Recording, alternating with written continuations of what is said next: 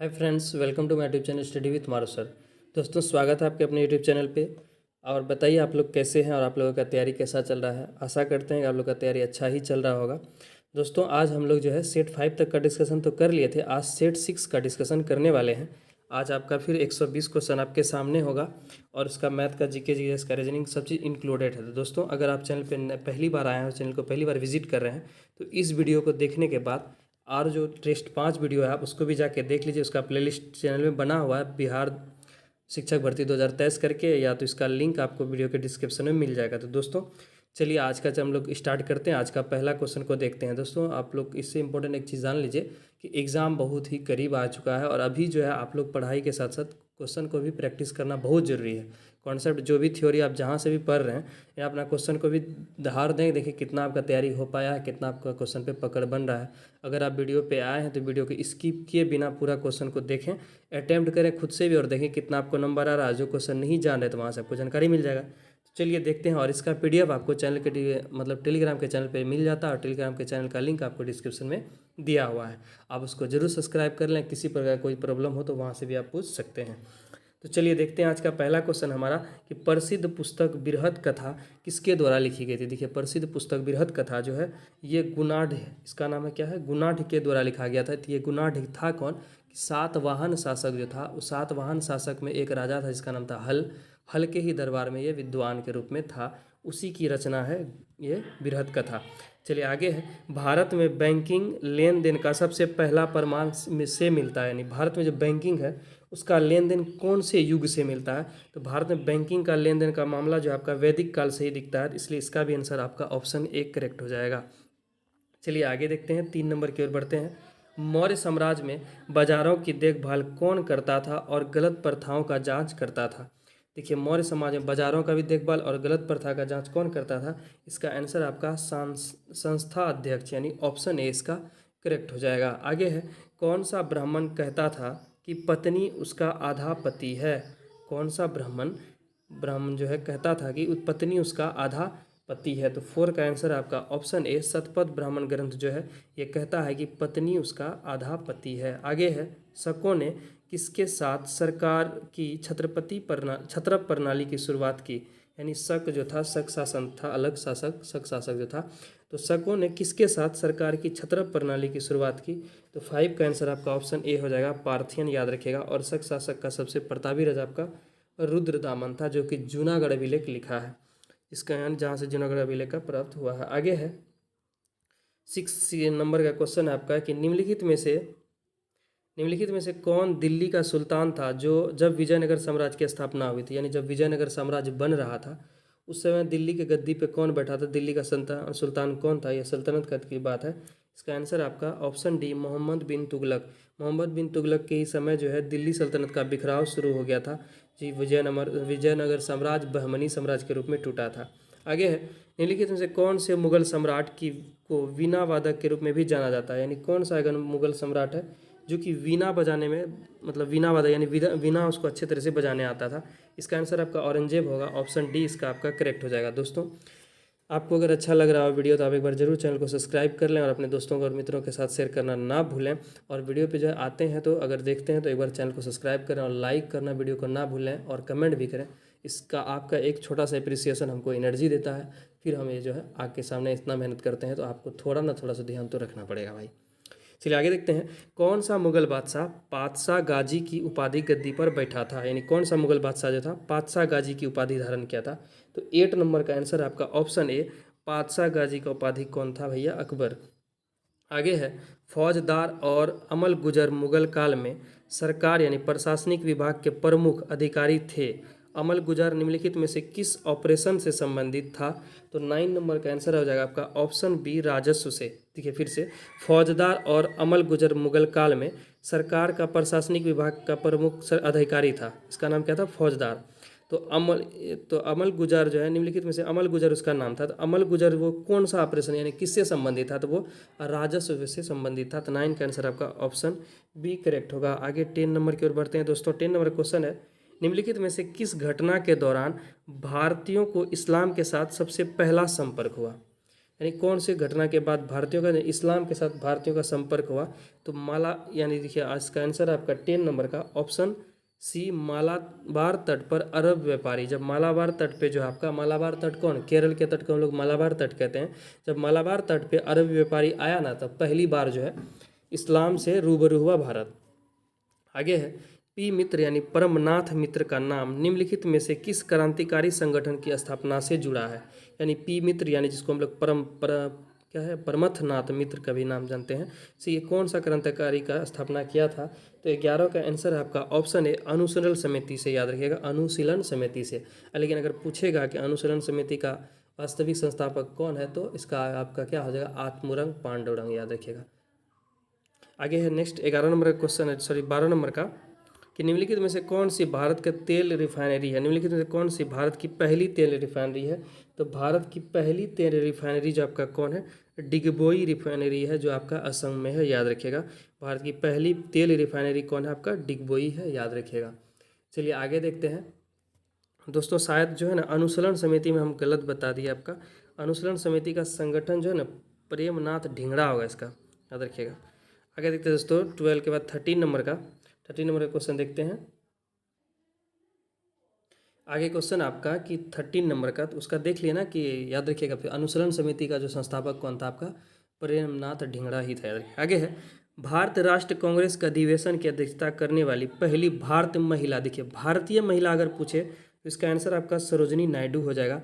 लेकिन अगर सिर्फ रहता कि पहली महिला, तब हम लोग एनी बेसेंट मारते। याद रखिएगा, एनी बेसेंट तब होती। लेकिन भारतीय महिला बोली है तो सरोजनी नायडू हो गई। और सरोजनी नायडू कहाँ की अध्यक्षता की थी? तो कानपुर की अध्यक्षता की थी। चलिए आगे देखते हैं दोस्तों। आगे है आपका 14 नंबर का। याद रखिएगा, कानपुर का अधिवेशन की जो अध्यक्षता कौन की थी? सरोजनी नायडू की थी। और सरोजनी नायडू जो है आज़ाद भारत की पहली महिला राज्यपाल बनी, जो कि उत्तर प्रदेश की थी। याद रखिएगा। चलिए आगे देखते हैं दोस्तों। निम्नलिखित में से कौन गवर्नर जनरल था जिसने अफगानिस्तान के प्रति एक उत्साही यानी आगे नीति का पालन किया था? यानी अफगानिस्तान के प्रति आगे नीति का पालन कौन किया था? तो 14 नंबर का आंसर हो जाए आपका ऑप्शन डी, लॉर्ड एलन बरो। याद रखिएगा, इसका आंसर होगा लॉर्ड एलन बरो। आगे है, निम्नलिखित में से किसने सबसे प्रसिद्ध बंगाली कविता विद्रोही लिखी थी? यानी कि सबसे प्रसिद्ध बंगाली कविता जो विद्रोही थी वो कौन लिखा था? काजी नजरुल इस्लाम। याद रखिएगा, इसका आंसर आपका 15 का ऑप्शन सी, काजी नजरुल इस्लाम। 16 की ओर बढ़ते हैं दोस्तों। अगर दोस्तों वीडियो आपको अच्छा लग रहा है तो एक बार फिर आपसे कहते हैं कि चैनल को जरूर सब्सक्राइब कर लें। चलिए आगे है, निम्नलिखित में से किसने महात्मा गांधी को राष्ट्रपिता कहा था? देखिए महात्मा गांधी को राष्ट्रपिता का संज्ञान जो है कौन दिया था? सुभाष चंद्र बोस ने दिया था। याद रखिएगा, महात्मा गांधी को राष्ट्रपिता कह के संबोधित किया था सुभाष चंद्र को बोस। आप जानवे करते हैं सुभाष चंद्र को बोस का जो हम लोग हर बार 23 जनवरी को पराक्रम दिवस के रूप में उसको मनाते हैं, उसके जन्मदिन को। आगे है, उन्होंने ही आज़ाद हिंद सरकार की गठन किया था। कहाँ पर? सिंगापुर में। याद रखिएगा। और अजय उसके सुभाष चंद्र से रिलेटेड ये है कि उन्होंने 2 अधिवेशन की अध्यक्षता की थी। इसमें एक तो आपका त्रिपुरा हो जाएगा, त्रिपुरी अधिवेशन। एक तो आपका क्या हो जाएगा, सॉरी एक माइंड से स्किप कर रहा है, आप लोग देख लीजिएगा। त्रिपुरी अधिवेशन अभी कुछ पढ़ाते पढ़ाते अगर आ गया तो देख लेंगे। आगे है, निम्नलिखित में से किस नेता को 1885 में बॉम्बे में भारतीय राष्ट्र कांग्रेस के पहले सत्र में नमक कर के खिलाफ आवाज़ उठाने के लिए जाना जाता है? देखिए फिर से, निम्नलिखित में किस नेता को 1885 में जो बॉम्बे में भारतीय राष्ट्र कांग्रेस के पहले सत्र में, पहले जो सत्र हुआ था, पहला अधिवेशन जो हुआ था, तो उसमें कौन सा मतलब किसे आवाज़ उठाने के बारे में जानते हैं, जो नमक कर के बारे में आवाज़ उठाया था? 17 का आंसर आपका option B, S.A. Swaminath Iyer. याद रखिएगा, S.A. स्वामीनाथ अय्यर। आगे है, त्रिपुरी तथा हरिपुर, और एक जो था क्या आपका, ध्यान से स्किप कर रहा है, जस्ट 1 मिनट दीजिएगा, होल्ड डन। आपका कौन था? त्रिपुरी तथा हरिपुरा अधिवेशन। याद रखिएगा, सुभाष चंद्र से रिलेटेड था। तो चलिए दोस्तों आगे देखते हैं हम लोग 18 नंबर का, कि निम्नलिखित में से किस अधिनियम के तहत भारत में सिविल सेवा की शुरुआत हुई थी? यानी भारत में पहली बार सिविल सेवा अधिनियम कौन से चार्टर एक्ट के तहत आया था? तो 18 का आंसर आपका ऑप्शन बी, चार्टर एक्ट 1833 ईस्वी में। याद रखिएगा, भारत में सिविल सेवा का जो है शुरू हुआ था। याद रखिएगा। चलिए आगे है, अखिल भारतीय किसान सभा की स्थापना किसके द्वारा 1936 ईस्वी में भारतीय राष्ट्र कांग्रेस के लखनऊ अधिवेशन में की गई थी? याद रखिएगा कि अखिल भारतीय किसान सभा की स्थापना जो है किसके द्वारा 1936 में भारतीय राष्ट्र कांग्रेस के लखनऊ अधिवेशन में की गई थी? इसका आंसर आपका ऑप्शन बी, स्वामी सहजानंद। 19 के बाद हम लोग 20 की ओर बढ़ते हैं। 20 नंबर का क्वेश्चन है आपका, 19 का कूट वाला आंसर था क्या, नहीं सॉरी, 20 नंबर का क्वेश्चन है आपका कि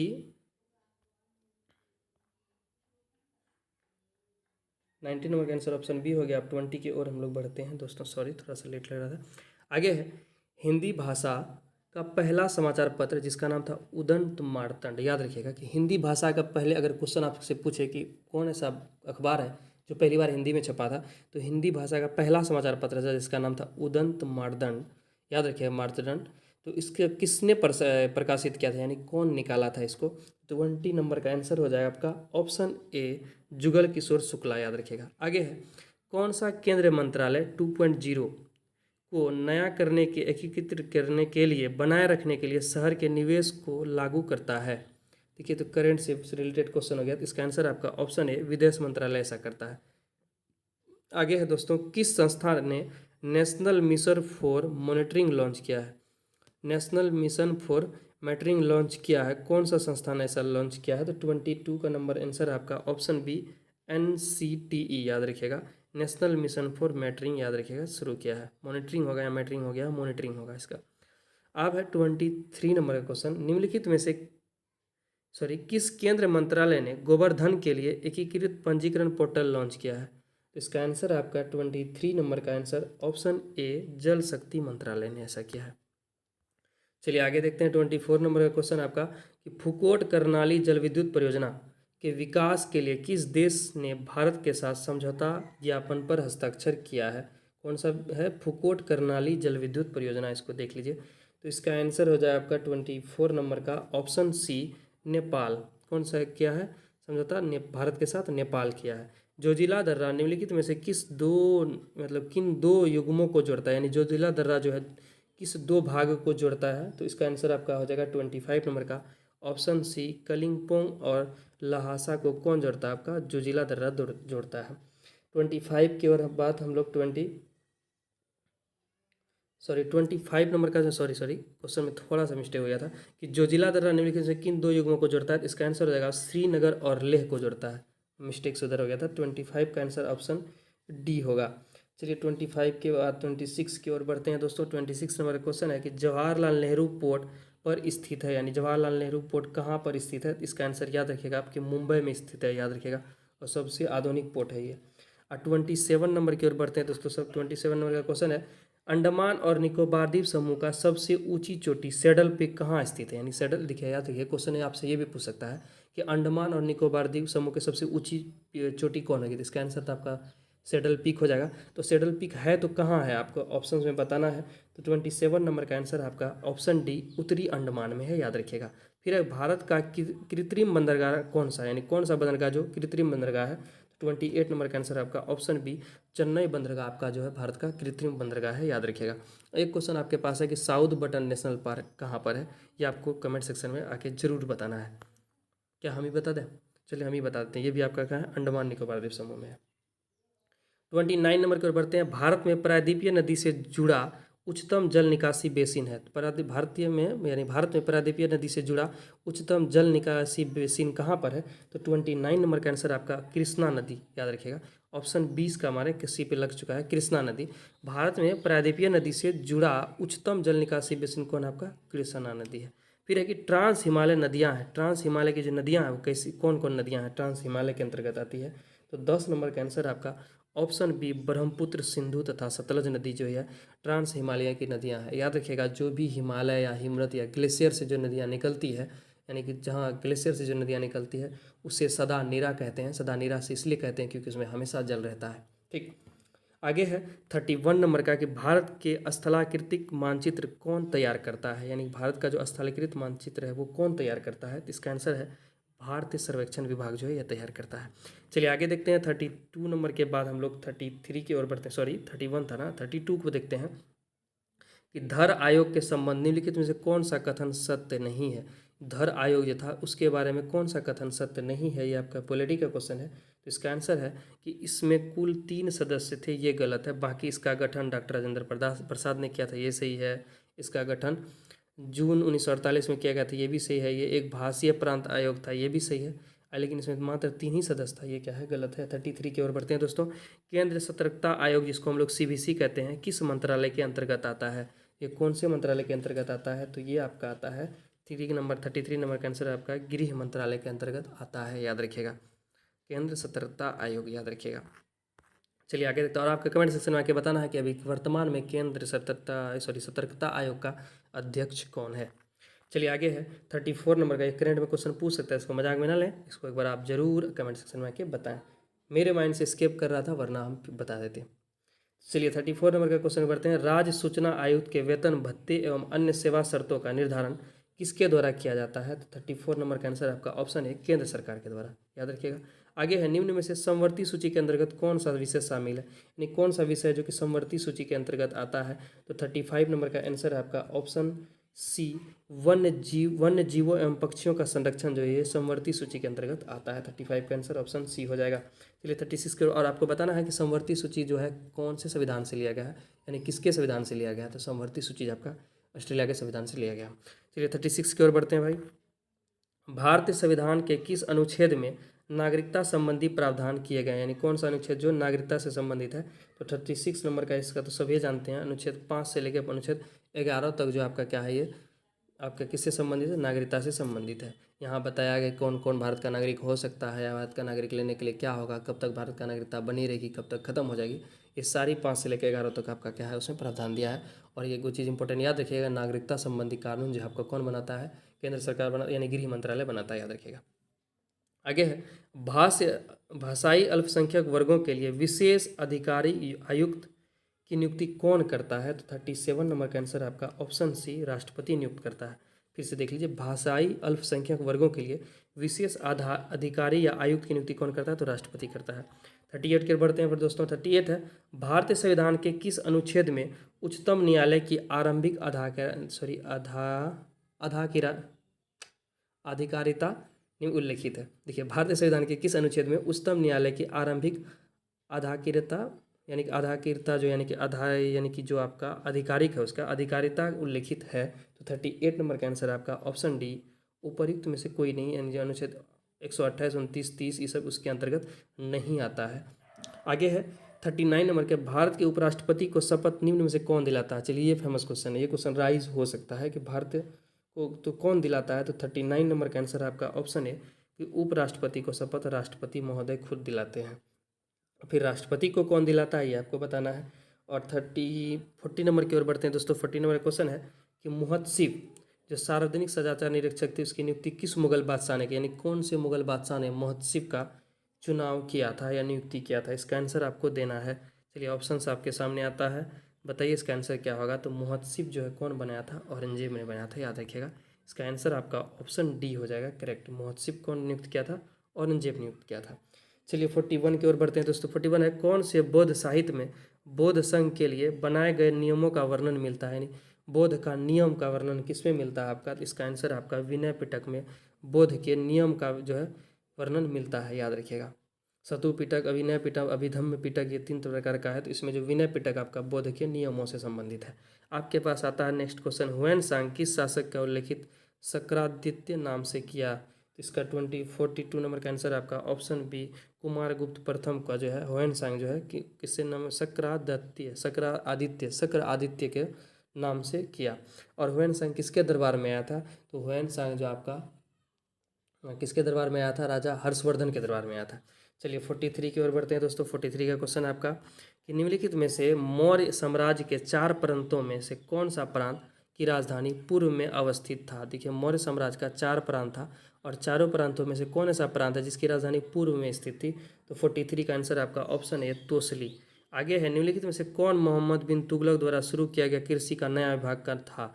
याद रखिएगा, ये बहुत ही फेमस क्वेश्चन, इससे पहले हम लोग कोई सेट में डिस्कशन कर चुके थे इसको। तो याद रखिएगा, दीवाने कोह जो है ये कृषि से संबंधित, कृषि क से कोह, याद रखिएगा दीवाने कोह। और कौन है इसको लाया था? मोहम्मद बिन तुगलक, पगला शासक इसको कहा जाता है। काफ़ी बकलोल था, लेकिन जानकारी बहुत था, इसको बहुत ज़्यादा पढ़ा लिखा शासक था, लेकिन सबसे बकलोल वाला काम यही करता था। आगे है, पहली बार शेर शाह सूरी ने रुपया नामक एक नया सिक्का जारी किया, इसका वजन था। यानी रुपया नामक जो रुपया, अगर पूछेगा कि रुपया शुरू करने वाला शासक कौन है, तो इसका आंसर आपको याद रखना चाहिए कि शेरशाह सूरी ने ही जारी किया था पहले। और इसका वजन कितना है, तो 45 नंबर का आंसर है आपका ऑप्शन सी, 178 ग्रेन इसका वजन था। चलिए आगे देखते हैं। पांचवी पंचवर्षीय योजना के निम्नलिखित में से कौन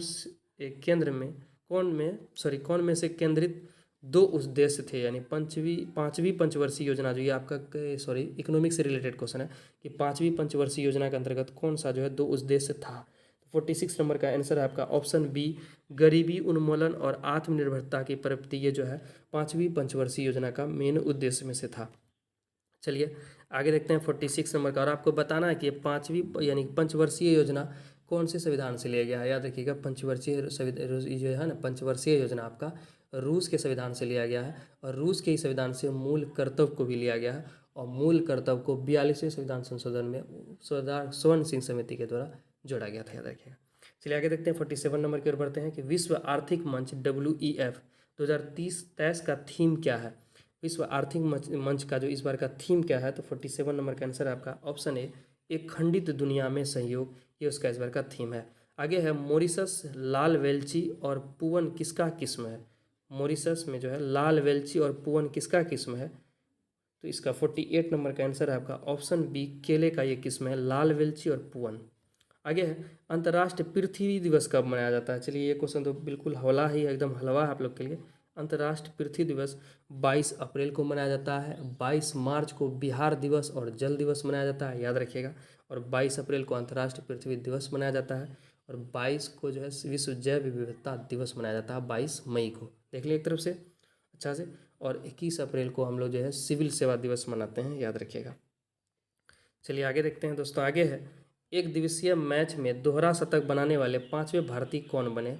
जो कि वनडे क्रिकेट में जो है दोहरा शतक बनाने वाला पांचवें भारतीय कौन बन गए हैं, तो इसका आंसर आपका शुभमन गिल इधरे बना है, याद रखिएगा। तो 50 का नंबर हो गया, आंसर हो गया आपका ऑप्शन डी, शुभमन गिल। दोस्तों हम लोग जो है अभी फिर 50 क्वेश्चन का इंपॉर्टेंट डिस्कशन कर लिए हैं। वीडियो अतिरिक्त लंबा हो जाता है, इसलिए हम लोग इसका पूरा डिस्कशन नहीं किए। इसका नेक्स्ट पार्ट आपको पार्ट 2 फिर तुरंत मिल जाएगा, यानी कि जस्ट एक दिन के बाद। तब तक के लिए आप जो है पूरा क्वेश्चन को देखें, एक बार एनालिसिस करें, आपको कितना नंबर है आप खुद बताएं। और आपको क्वेश्चन कैसा लगा एक बार कमेंट सेक्शन में आकर जरूर बताएं। और दोस्तों यहाँ पर जो है कंप्लीट जब तक आपका एग्जाम नहीं होता है तब तक क्वेश्चन का सेट प्रैक्टिस कराया जाएगा। तो दोस्तों मिलते हैं नेक्स्ट वीडियो में, तब तक के लिए धन्यवाद। और उससे भी इंपॉर्टेंट बात, अगर अभी तक भी आप चैनल को सब्सक्राइब नहीं किया तो एक बार चैनल को सब्सक्राइब कर लें और वीडियो को लाइक कर लें। आपको जो है ना इतना तो ज़रूर भरोसा रखिए कि आपके काम का चीज़ इस पर मिलने वाला है। तो चलिए मिलते हैं दोस्तों नेक्स्ट वीडियो में, तब तक के लिए धन्यवाद।